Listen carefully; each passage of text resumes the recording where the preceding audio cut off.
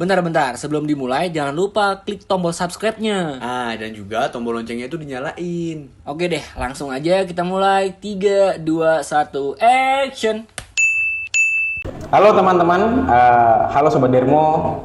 Kembali lagi di Dermo 40 dalam segmen Bisu, Bincang Isu.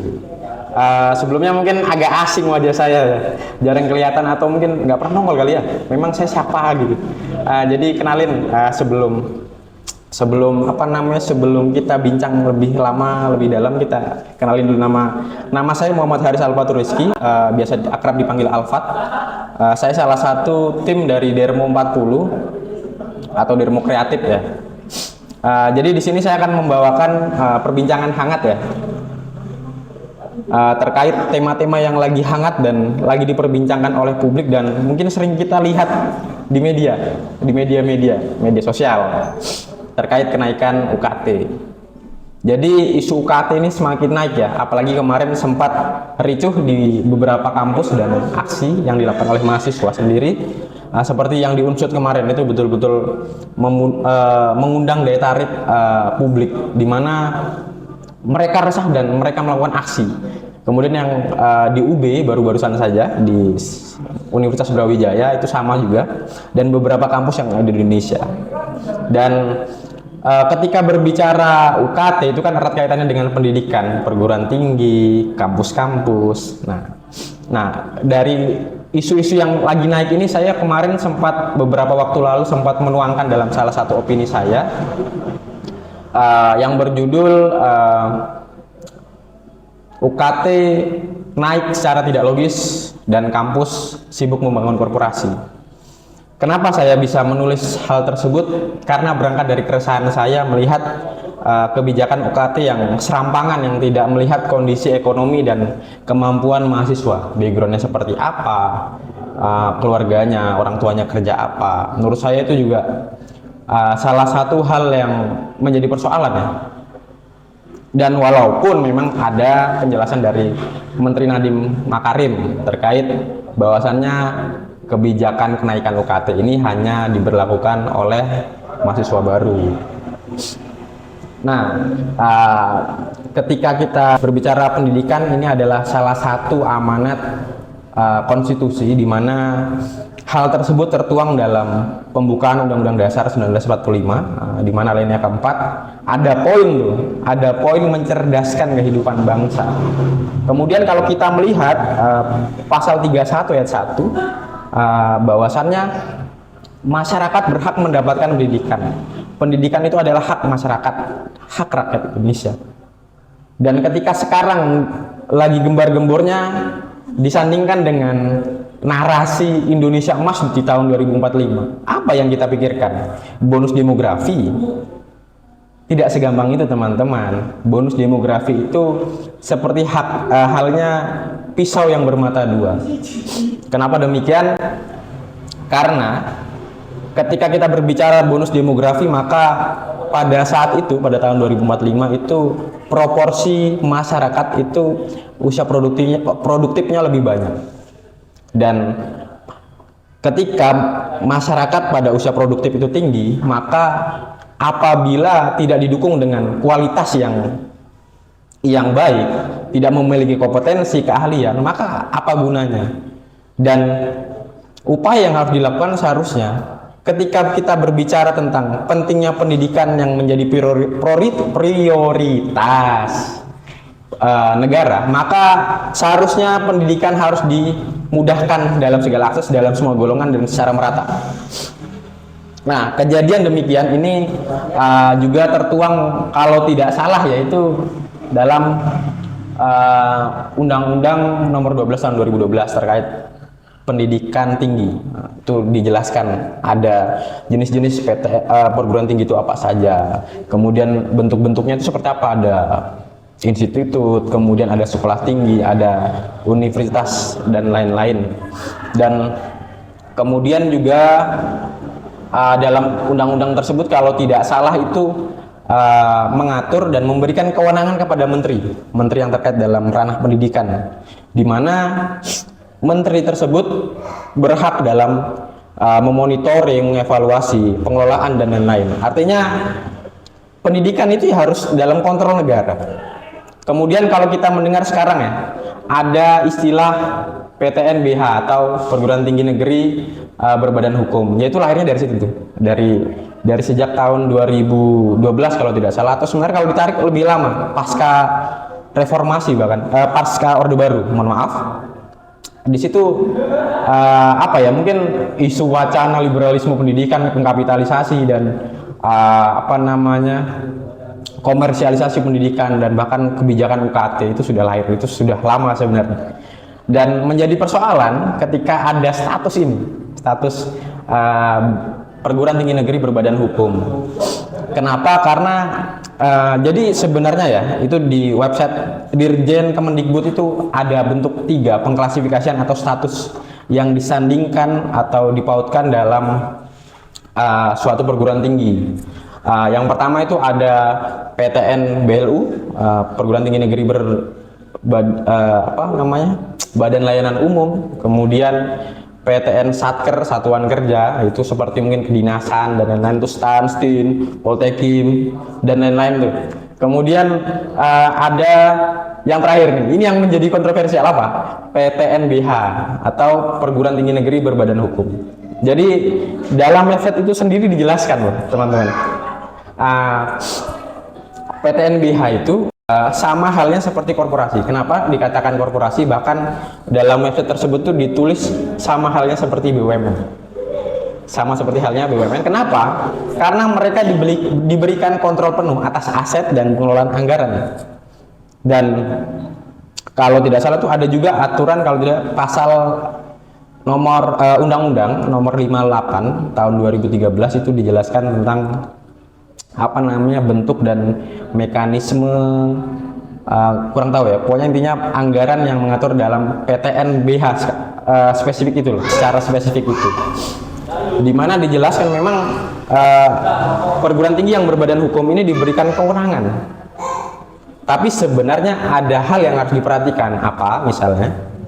Jadi dalam misalnya penentuan UKT, jadi mereka itu memang secara apa ya, secara pengaturan, secara penyelenggaraan itu memang ada, minta maaf tadi ada kendala teknis ya.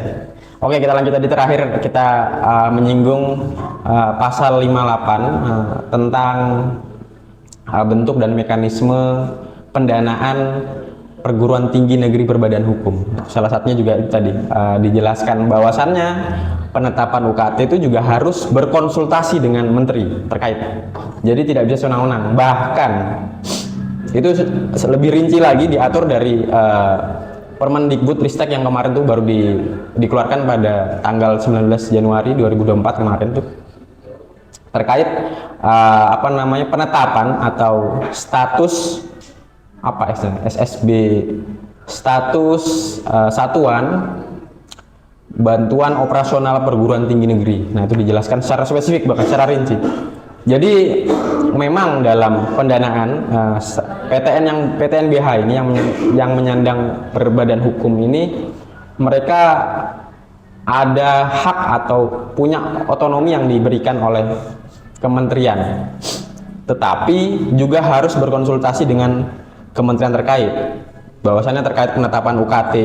Bahkan UKT sendiri itu yang harus dalam Permendikbud Ristek itu kelompok 1 dan kelompok 2 itu harus diterapkan. Misalnya kelompok 1 itu kalau tidak salah berkisar nominal 500.000, kelompok 2 sampai 1 juta kalau tidak salah, dan itu harus diikutin. Dan memang harus ditaati, dan sebanyak 20% kalau tidak salah dari total keseluruhan mahasiswa baru di suatu kampus tersebut. Dan apa ya, ini akan menjadi problem memang ya PTNBH ini, karena memang di sisi lain juga diharapkan suatu kampus, suatu perguruan tinggi itu bisa mandiri, punya daya kompetitif, dan bisa apa ya, independen gitu kali ya, bisa berinovasi. Tetapi balik lagi, kalau seandainya bahkan mereka orientasinya sudah berbeda dari yang sebenarnya kampus adalah bagaimana dia bisa memberikan, menciptakan rakyat masyarakat bisa cerdas, mencerdaskan kehidupan bangsa tadi, tetapi malah sekarang berorientasi pada meraup keuntungan. Nah, itu yang akan bahaya sekali. Kenapa? Karena bagaimanapun ya kampus ya mencerdaskan kehidupan bangsa. Bagaimanapun kampus harus bisa memberikan pendidikan, atau negara harus memberikan pendidikan yang secara merata dan berkeadilan. Tuh, poinnya tuh. Kalau kita singgung ya, misalnya bagaimana misalnya permasalahan pendidikan hari ini yang tidak merata, kemudian ditambah akses pendidikan yang sulit dijangkau oleh semua golongan, semua kelompok, itu kan menjadi persoalan. Padahal Permendikbud sendiri itu secara rinci sudah jelas. Ya memang pengklasifikasian ini menjadi suatu persoalan. Badan layanan umum, bahkan semua kampus sekarang sudah berlomba-lomba untuk bagaimana mencari menyandang status badan layanan berbadan hukum. Karena tadi itu mungkin karena seperti korporasi mencari dana, mengelola apapun itu, ya dia ada kebebasan di situ. Sementara ketika masih menyandang badan layanan umum, dia masih bisa diintervensi oleh negara, bahkan dalam penetapan anggaran mereka masih diatur dan mengikuti instruksi dari menteri terkait. Kemudian apa ya?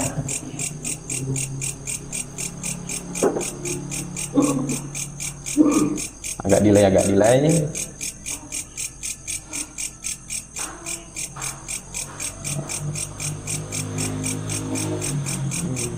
Kemudian dalam penentuan tarif biaya itu juga, walaupun dia berstatus berbadan hukum, tetapi dalam tarif pembiayaan itu harus mengikuti pedoman penetapan dari menteri tersebut terkait. Jadi memang ya tidak sebebas itu, tapi memang dalam implementasinya kacau kan. Kacau, akhirnya mahasiswa, masyarakat banyak protes dan mengalami keluh kesah dan lain-lain, sehingga resah dikeluarkan, disuarakan, dan berakhir kemarin 6 hari yang lalu kalau tidak salah itu Menteri Nadiem itu bertemu dengan Presiden Joko Widodo dan sepakat untuk membatalkan kenaikan UKT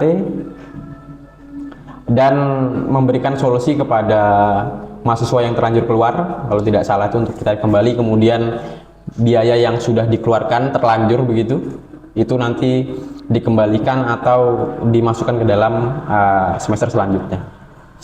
Ya dari ini menjadi refleksi kita, kenapa? Karena pendidikan merupakan salah satu hal yang harusnya dipenuhi oleh negara. Terlebih kita demokrasi, misalnya permasalahannya pendidikan. Bagaimana kita bisa berbicara sama dalam, sama luas ketika akses informasi kita sulit. Pendidikan sulit digapai. Tidak mungkin hidup. Bahkan daya kritis masyarakat tidak bakal hidup. Sementara syarat demokrasi itu hidup adalah partisipasi rakyat atau social movement. Hal ini yang harusnya harus menjadi perhatian, dan kita sebagai mahasiswa, sebagai agent of change harus mengkontrol kebijakan-kebijakan yang sifatnya tidak mensejahterakan rakyat. Sudah seharusnya negara menyediakan akses pendidikan secara merata sehingga semua dapat mengakses dengan mudah, dan pendidikan tidak lagi menjadi hal yang sifatnya tersier, tetapi hal yang sifatnya primer, mohon maaf, dan tidak eksklusif tetapi inklusif. Dan ya mungkin itu yang saya bicarakan ya teman. Ya harapannya mungkin pendidikan kita lebih baik ke depan, bisa mudah diakses, bisa harga dengan berdemokrasi, dan sehingga impian Indonesia emas di tahun 2045 bisa kita gapai. Yaitu mungkin dari saya, kurang lebihnya mohon maaf.